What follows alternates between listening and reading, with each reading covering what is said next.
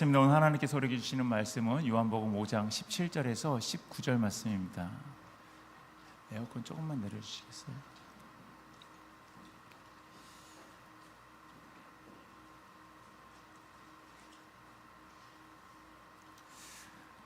요한복음 5장 17절에서 19절 말씀, 다 찾으셨으면 한 목소리로 우리 같이 봉독하시겠습니다. 시작. 예수께서 그들에게 이르시되 내 아버지께서 이제까지 일하시니 나도 일한다 하시매, 유대인들이 이로 말미암아 예수 죽이고자 하니 이는 안식일을 범할 뿐만 아니라 하나님을 자기의 친아버지라 하여 자기를 하나님과 동등으로 삼으심이로라. 그러므로 예수께서 그들에게 이르시되 내가 진실로 진실로 너희에게 이르노니 아들이 아버지께서 하시는 일을 보지 않고는 아무것도 스스로 할 수 없나니 아버지께서 행하시는 그것을 아들도 그와 같이 행하느니라. 아멘.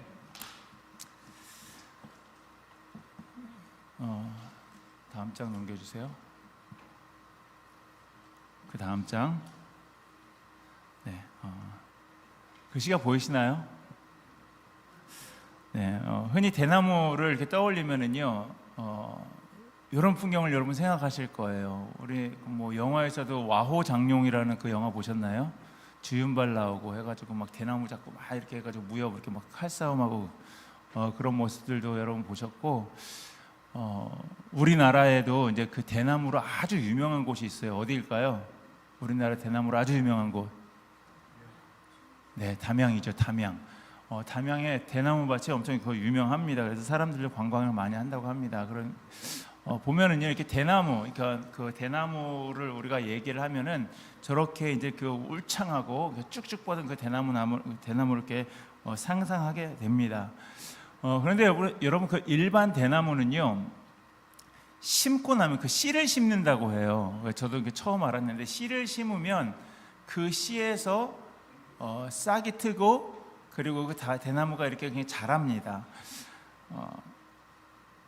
그래서 사람들은요, 그 대나무가 이제 자라는 모습을 보고 눈에 안심이 되는 거죠. 아, 내가 지금 그 농사를 아니면 잘 짓고 있구나, 내가 대나무를 잘 키우고 있구나라는 그런 생각을 하게 됩니다. 거의 대부분 우리들은요, 어떤 마음을 가지고 있냐, 거의 뭐 우리가 그 1년생이잖아요. 뭐 우리가 벼 수확하는 것도 봄에 심어서 가을에 추수하고, 거의 대부분의 그 농작물들이 다 그렇게 됩니다. 그러니까 우리가 생각할 때 뭐를 씨앗을 심으면은 바로 나와야 되는 게 우리 마음이에요. 그렇죠? 그런데 그렇지 않은 게 한 가지가 있어요. 어떤 것이 있냐면은 중국에는요, 이 모소 대나무라는 그런 그 대나무가 있다고 합니다. 그러니까 아주 그 중국의 그 극동 지역에서 그거를 많이 그 대나무를 심는데, 이 모소 대나무는요, 씨앗에서 싹이 트면은요, 수년간 농부들이 매일같이 이렇게 정성을 들여도 4년 동안 얼마나 자랄까요, 여러분? 3cm만 자란대요. 4년 동안 3cm만 자란다고 합니다.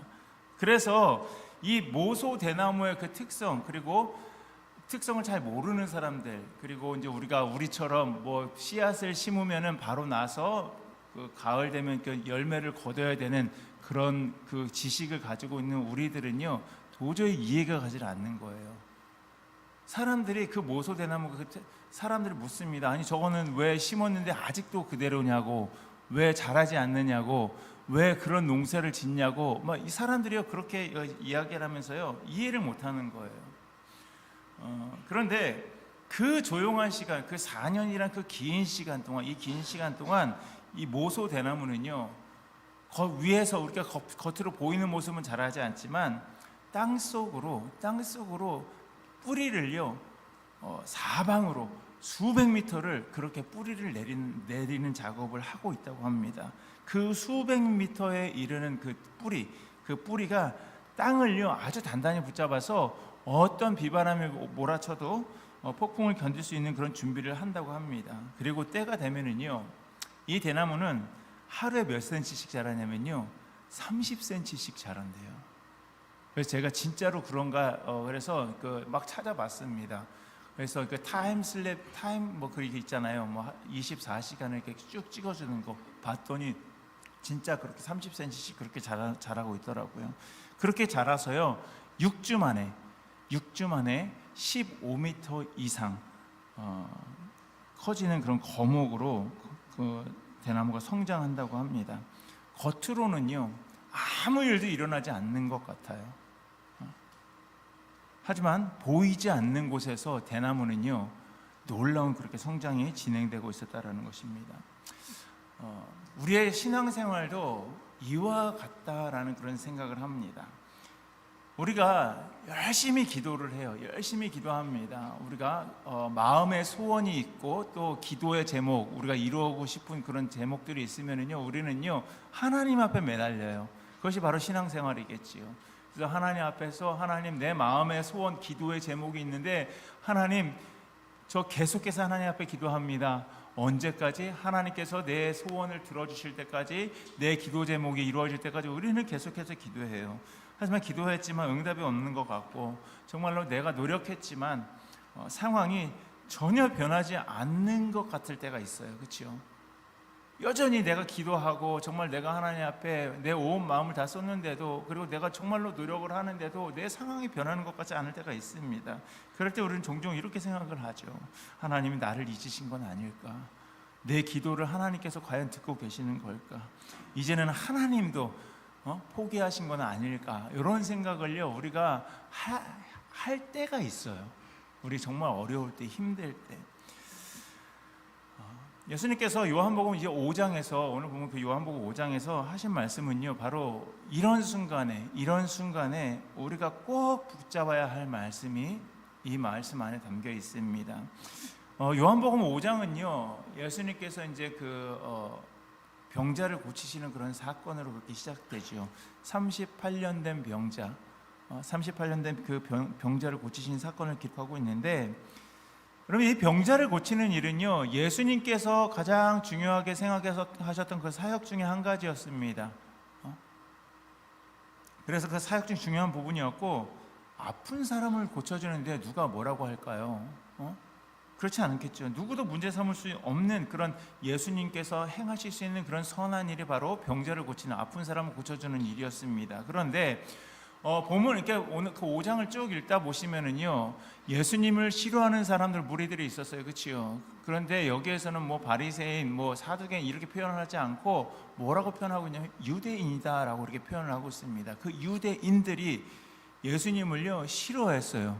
그래서 예수님께서 병을 고치시고 사람들을 낫게 했는데, 이 사람들은요 뭐라고 얘기하고 있냐면요, 예수님을 죽이고자 하였다, 이렇게 얘기할 정도로 예수님을 지금 싫어하는 그 모습을요 우리가 오늘 말씀에서 볼 수가 있습니다. 그런데 왜 예수님을 죽이려고 했을까요? 예수님의 뭐가 잘못됐기 때문에. 우리가 병을 고쳐주는 것도 다 선한 일입니다. 누구든 해야 하는 일입니다. 그리고 예수님께서 그 일을 하셨던 거예요. 그런데 왜 유대인들은 그런 예수님을 죽이고자 하는 마음을 가졌을까요? 예수님께서 그 일을 언제 하셨다고요? 안식일에 하셨다라는 그런 이유로 많은 유대인들이 예수님을 비난했습니다. 심지어 그 예수님을 죽이려는 그런 음모를 꾸몄습니다. 그런데 바로 그 긴장된 그 상황 속에서 예수님께서는요, 이 17절 말씀에서 담대하게 어떤 말씀을 하셨습니까? 우리 함께 봉독하시겠습니다. 내 아버지께서 이제까지 일하시니 나도 일한다. 예수님께서는요, 자기를 죽이려고 하는 그런 모함 음모를 꾸미고 있는 그런 유대인들을 향해서 내 아버지께서 이제까지 일하시니까 나도 일한다. 내 아버지께서 쉬지 않으시니까 나도 쉬지 않고 일한다. 이렇게 얘기하신 거예요. 겉으로는요 정말로 아무런 변화가 없는 것처럼 보여도, 하나님께서는요 보이지 않는 그곳에서 우리 인생의 뿌리를 내리시고, 그리고 때가 되면 반드시 열매 맺게 하시는 그런 분, 그 분이시는 것을 우리는 기억해야 됩니다. 오늘 우리는요 이 말씀을 통해서 하나님께서 어떻게, 그리고 왜 지금도 우리의 삶 속에서 일하시고 계신지, 여전히 지금 이 순간에 일하고 계신지 우리가 함께 살펴보려고 합니다. 하나님은요, 상황과 상관없이 일하시는 분이십니다.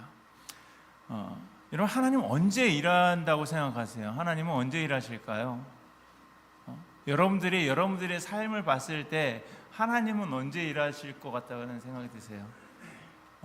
내가 계획했던 것들이 아주 잘 진행되거나 아니면 상황이 점점점 나아질 때, 하나님께서 일하시고 계시는구나, 이렇게 우리는 생각할 수가 있습니다. 그래서 환경이 안정되고 정말 그 모든 조건이 잘 갖춰지고 그리고 길이 열려야만 하나님께서 움직이실 거다, 이렇게 생각합니다. 그런데요, 하나님은요 어떤 분이실까요? 하나님은요 상황에 상관없이 어떠한 상황 가운데에서도요 일하실 수 있는 분, 그분이 바로 하나님이십니다. 오히려 인간적으로 봤을 때 우리가 사방에 꽉 막혀서 우겨쌈을 당한다라고 이렇게 성경 말씀에도 있지 않습니까? 그런 상황 가운데 우리가 정말로 사방에 모든 것들이 다 막혀 있는, 완전히 막힌 그 순간이 하나님의 역사에는요 출발점이 되는 그런 경우가 많이 있습니다. 모세가요 애굽에서 이스라엘 백성들을 이끌고 나왔습니다. 이제 밤에 나왔어요. 밤에 나와가지고 이제 막 가고 있습니다. 하나님께서 말씀하신 젖과 꿀이 흐르는 그 가나안 땅을 향해서 막 가고 있었어요.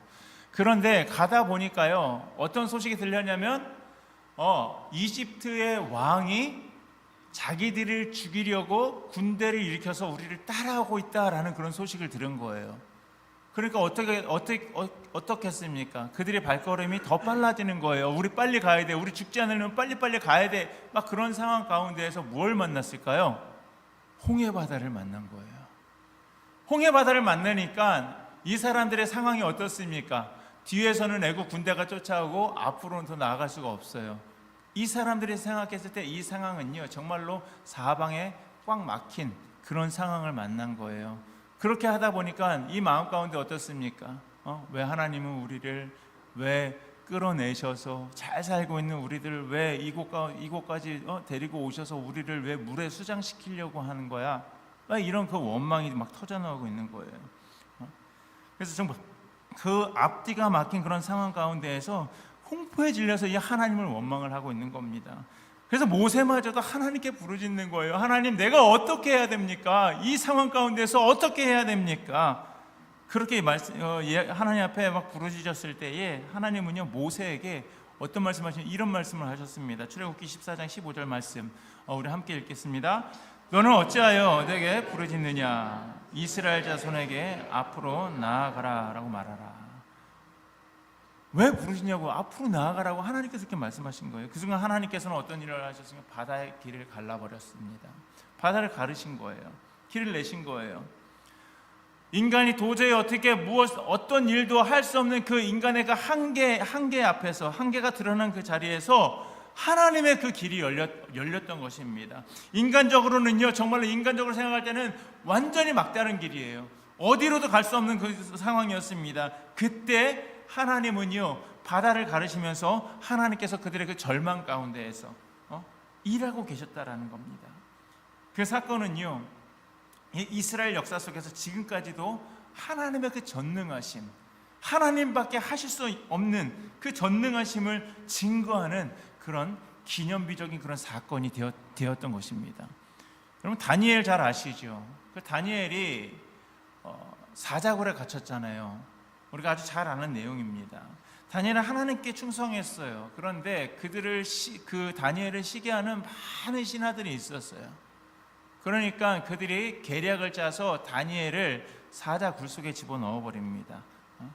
밤새 굶주린 그 사자들이 그 으르렁대는 그 상황 가운데에서 그 자리에서 다니엘이 할 수 있는 일, 그리고 다니엘을 좋아하는 다니엘 친구들이 할 수 있는 일 아무것도 없었어요. 그런데 하나님께서는요 어떻게 하셨습니까? 그 사자들의 입을 막으셨어요.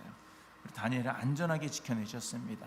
다음날 아침에 그 다리오 왕이 다니엘이 죽었는지 살았는지 가서 보려고 막 사자굴로 달려갔을 때 다니엘이 살아있는 모습을 봤습니다. 그리고 다니엘이 섬기는 그 하나님에게 이렇게 고백을 했습니다. 우리 26장 함께 읽겠습니다.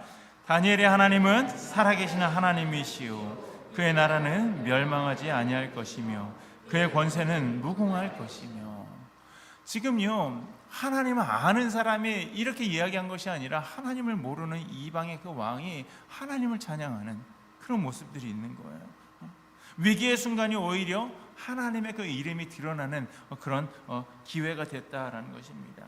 다니엘은 아무것도 할 수 없는 그런 상황 가운데 있었습니다. 그 상황 가운데에서 사람이 도울 수 없는 그런 상황에서 누가 직접 개입하셨습니까? 하나님께서 직접 개입하신 것입니다. 요셉도 마찬가지입니다. 요셉도요, 형들의 그 시기와 질투로 인해서 그 애굽의 그 상인에게 팔렸죠. 그리고 그가 결국에는요, 감옥에 갇혔습니다. 하지만 그 감옥 속에서 하나님께서는요, 요셉을 훈련시키는 그런 장소를 만들어 주셨어요. 결국 그를 애굽의 총리로 세우셔서 수많은 생명을 살리는 역할을 하게 하셨습니다. 여러분, 이 세 사건, 모세와 이스라엘 백성들이 그 출애굽 사건, 그리고 다니엘의 그 사자굴 사건, 그리고 요셉이 그 감옥에 갇히는 그 사건들, 이 모든 상황은 우리 인간적인 눈으로 봤을 때는요, 정말로 최악의 상황이었어요. 어떻게 우리가 손을 쓸 수 있는 그런 상황이 아니었습니다. 하지만 하나님의 일하심은요, 정말 그 최선이었다라는 그런 공통점이 있습니다. 인간의 눈에는요, 모든 것들이 다 막힌 것 같아요. 우리가 어떻게 할 수 없는, 손을 쓸 시간조차 없는 그런 시간이었지만, 하나님의 그 눈으로 봤을 때, 하나님의 시선에서는 새로운 역사가 막 시작되는 그런 순간들이 바로 우리들이 그 사람들이 어려움에 접했을 때 순간이었다라는 것입니다. 사랑하는 성도 여러분, 홍해 앞에 선 그 모세와 이스라엘 백성들, 그리고 사자굴 속의 다니엘, 감옥에 갇힌 그 요셉, 그들의 공통점은요, 상황이 최악일 때, 정말 그 최악일 때 하나님의 역사가 시작되었다라는 것입니다. 인간의 눈에는요, 모든 것들이 다 끝난 것처럼 이렇게 보이는 그런 순간이었어요. 하지만 하나님의 시선에서는 하나님의 그 새로운 역사가 그렇게 시작되는, 막 펼쳐지고 있었다라는 것입니다. 지금 우리들도 마찬가지입니다. 우리들의 그 현실이 맞닥뜨린 현실이 정말 많이 어려워요. 그렇죠? 많이 어렵습니다. 가게들은 점점점 더 비즈니스가 점점 힘들어지고, 또 물가는 계속해서 오르는 그런 상황 가운데에서 정말로 우리는 한숨을 쉴 수밖에 없는 그런 상황들이요, 지금 우리가 살아가는 그 시대가 아닐까 싶습니다. 그런데 그 현실이 얼마나 막막하든 그것이 정말 그 하나님의 그 일하심을요, 가로막을 수는 없다라는 것입니다. 우리가 보기에 정말로 끝처럼 보일 수도 있어요. 그렇게 끝처럼 보여도 하나님께는요, 여러분, 시작일 수가 있다라는 것입니다.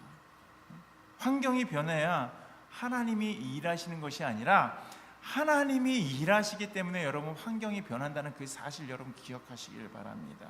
그렇기 때문에 여러분 내 눈앞에 지금 보여지는 그 상황에 여러분 갇히지 마시길 바랍니다.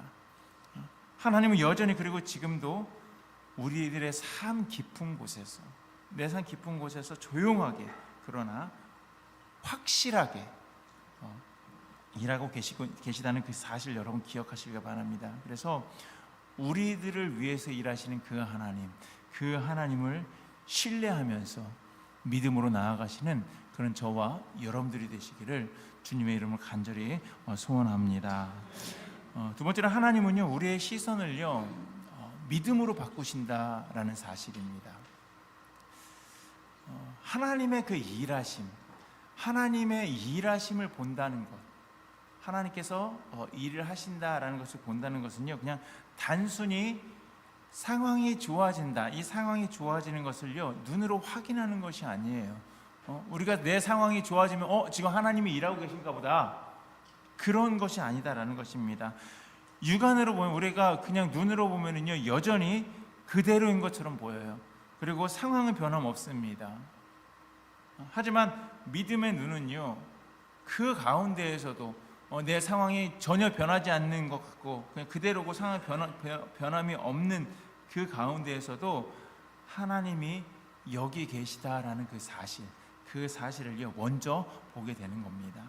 마태복음 14장에서 예수님께서 오병이어의 그 기적을요 막 일으키시고 제자들을 먼저 배를 태워서요 건너편으로 이제 보내셨어요. 그리고 예수님께서 하신 게 뭐였냐면요 그 집회였죠. 5천 명, 그 5천 명을 먹이신 그 집회였습니다. 그리고 끝나고 나서 예수님께서 이제 그 사역을 이제 이 사역을 이제 마무리하기 위해서 이제 조용히 산으로 올라가셔서 기도하시려고 제자들을 먼저 보내시고 예수님께서는 기도하셨습니다. 먼저 떠난 그 제자들이요 이제 그 배를 타고 가고 있는데 이제 밤이었겠지요. 이제 끝나고 방 한가운데 있었었는데 갑자기 돌풍이 불기 시작한 거예요. 거센 바람이 배를 흔들었고요. 파도가 막 사정없이 막 몰아치고 있었습니다. 얼마나 두려웠을까요, 제자들이. 그런데 저기 바닷가 그 풍랑 있는 데서 베드로가 누가 걸어오고 있는 모습을 본 거예요. 그리고 베드로가 예수님이십니까? 라고 물었어요. 그리고 예수님께서 그렇다고 이제 말씀하셨을 때 예수님께서 베드로가요 예수님을 보고 그러니까 그 예수님을 보고서 이제 아주 담대함이 생긴 거예요. 그리고 예수님께서 오병이어로 막 5천 명을 먹이니 그 사건을 막 체험하니까요 얼마나 그 믿음이 신실했겠습니까, 베드로가. 그러니까 그 풍랑이 일고 막 바람이 막 몰아치는 그 가운데에서 예수님에게 예수님에게 한마디 한 거예요. 28절 말씀에 보시면은요 이렇게 말했습니다. 주여, 만일 주님이시거든 나를 명하사 물 위로 오라 하소서. 이렇게 얘기한 거예요. 그러니까 예수님 걸어오고 계신데 저도 걸어가고 싶으니까요 저한테 명령하셔서 이리 오라 명령을 해주세요. 그렇게 얘기했을 때 예수님께서 너 이리 와 이렇게 말씀하신 거예요. 그래서 베드로가 믿음의 발자국을 한 발씩 한 발씩 걷습니다. 그리고 예수님께 향해서 물 위를 걷는 거예요. 그 순간에도 여러분 여전히 바람은 불고 파도는 계속해서 쳤습니다. 하지만 그 베드로의 그 시선이 예수님께를 향해 있었을 때 그는요 믿음으로 예수님께로 걸어갔다라는 겁니다. 물 위를. 하지만 시선이 예수님에서 이제는 예수님 보고 가다가 막 바람이 막 자기한테 막 불어오고 막 파도가 치니까 그 시선이 바람과 파도로 옮겨가자 그대로 바다에 빠지게 되었습니다. 여러분 이 장면은요 우리에게 분명히 말하는 그 메시지가 있어요. 믿음의 시선, 그 믿음의 시선이 유지되는 한 상황은 우리를 삼킬 수 없다라는 것을. 여러분 믿음의 시선이라는 것은요 우리가 지금 닥치고 있는 그 현실을 무시하라라고 그렇게 이야기하는 것이 아닙니다. 동일합니다. 우리가 믿음의 시선으로 세상을 바라볼 때도 우리가 그냥 세상적인 눈으로 세상을 바라보는 것과 동일합니다. 하지만 우리가 그 현실을 바라보되 현실보다 큰 하나님, 그 뒤에 계신 그 하나님을 먼저 보는 것입니다. 우리의 환경이 달라지지 않아도 내 삶이 그대로여도 우리의 시선이 바뀌면은요 마음이 달라지게 되어 있습니다. 두려움 대신 담대함이 생기는 거예요. 절망 대신 소망이 자리하게 됩니다. 2016년인 걸로 기억됩니다. 그때 저희가 이제 그 첫 번째 그 단기 선교로 이제 캔쿤을 가게 됐죠. 캔쿤을 갔는데 그때 어떤 상황 가운데에서 저희가 이제 그 캔쿤을 가게 됐냐면 저희 아내가 이제 암 진단을 받은 바로 직후였어요. 7월 달에 암 진단을 받았고 말기암이라고 이제 진단을 받았고 이제 그 8월 달에 저희가 이제 선교를 가게 됐지요. 그러니까 그 선교지에서 저희가 이제 모든 사역을 다 마치고 저녁에는요 집회를 했습니다. 집회를 하면서 계속해서 기도 제목 한 가지가 그거였어요. 우리 아내를 위해서, 제 아내를 위해서 이제 그 암을 치유해 달라고 그 기도하는 그런 시간도 있었습니다. 계속해서 기도를 하고 그러다 보니까 제 아내 마음 가운데 나 암 고쳐진 것 같아 이런 생각이 들었다라는 겁니다. 그런 생각이 들었대요. 하나님께서 나 죽이지 않으시겠구나. 비록 말기암이지만 하나님께서 나 분명히 살려주실 것이다라는 그런 그 마음에 그런 어떤 그 감동이 왔다고 합니다.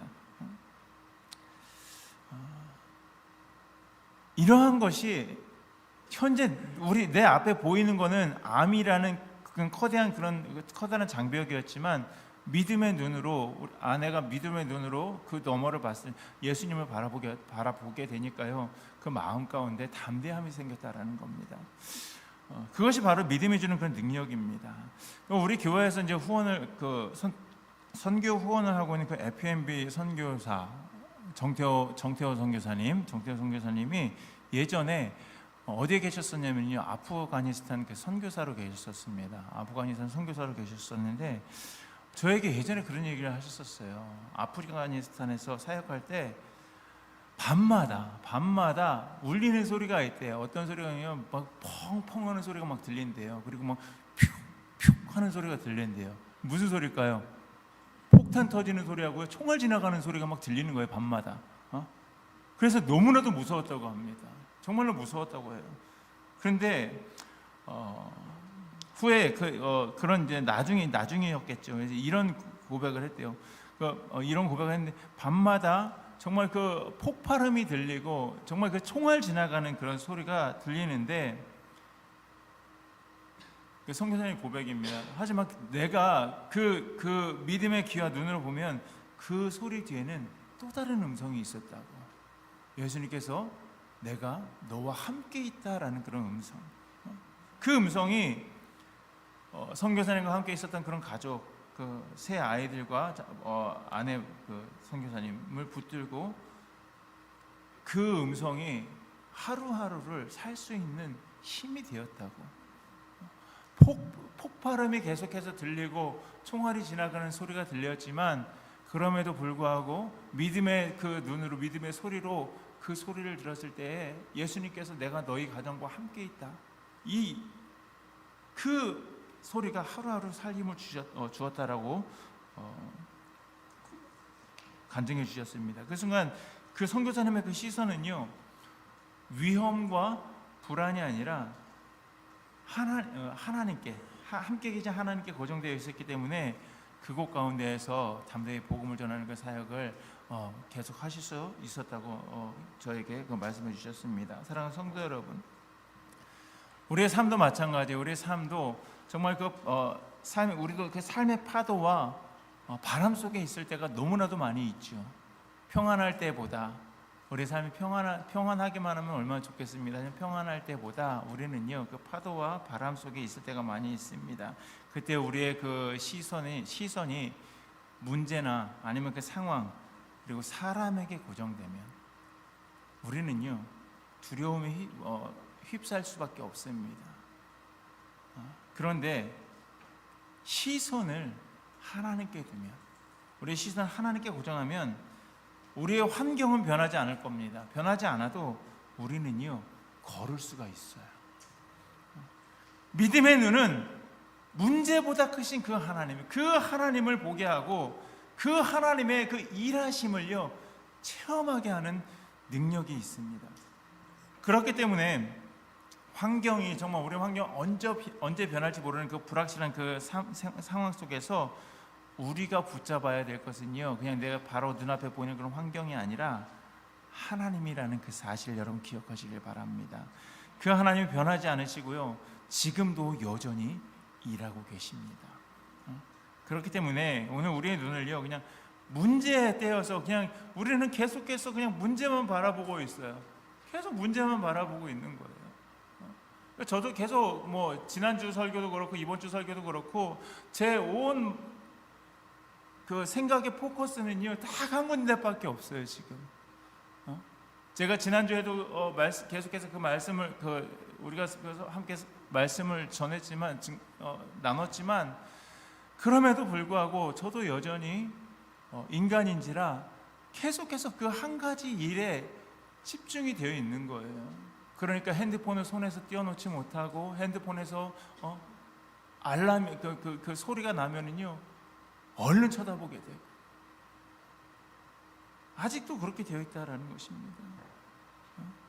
그러니까 우리가 그 문제에 계속해서 그냥 집중하고 있으니까 그 뒤에 그 너머에 계신 하나님을 보지 못한다라는 거예요.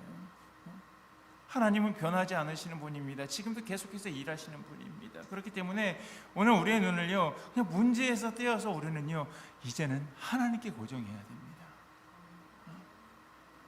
그때 우리는 비로소 그 바람과 그리고 파도 속에서도 하나님의 일하심을 경험하게 되는 거예요. 오늘 본문 17절 말씀에서 예수님께서 다시 한번 이렇게 말씀하고 있습니다. 내 아버지께서 이제까지 일하시니까 나도 일한다고. 그렇습니다. 하나님은 지금도 일하고 계십니다. 그분의 일하심은요, 우리의 그 눈에 보이는 어떤 그 범위와 그 시간을 초월해서 일하고 계신 겁니다. 우리는 계산할 수 없어요. 하지만 하나님은요, 이미 완전한 계획, 그 계획을 가지고 움직이고 계십니다.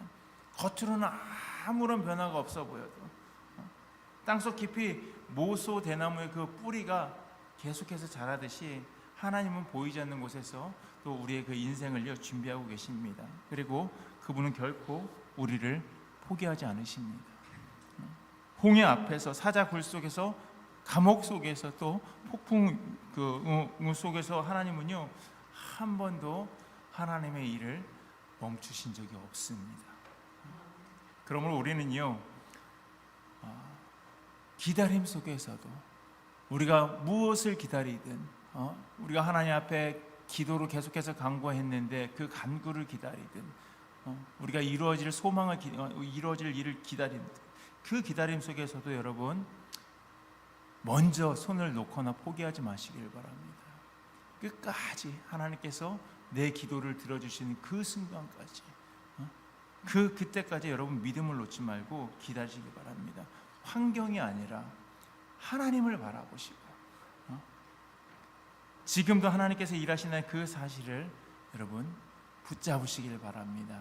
그래서 정말 그 오늘 하루를, 그리고 앞으로의 삶을 믿음으로 걸어가시는 그런 저와 여러분들의 그 삶이 되시기를 주님의 이름으로 간절히 축복합니다.